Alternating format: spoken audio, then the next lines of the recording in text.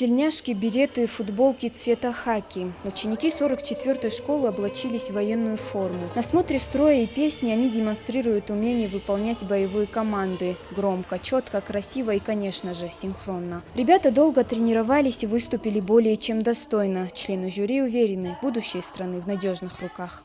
Все, конечно, готовились, видно, делали. Ну, у некоторых хорошо получалось, некоторых немножко похуже.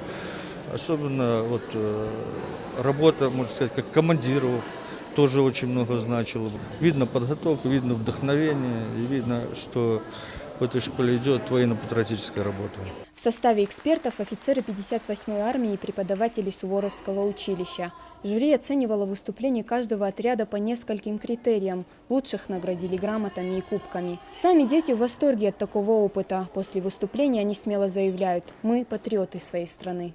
Сегодня был конкурс, и мы маршировали. Мне больше всего понравилось, когда мы маршировали и пели песни. Я капитан, и мы маленькие защитники Отечества, и я очень горжусь этим.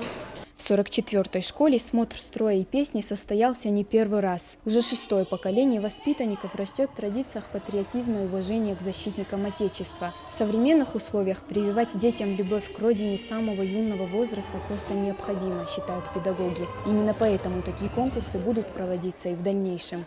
Тинатин Музашвили, Яна Гагиева, Заур Цеуф, Осетия ТВ.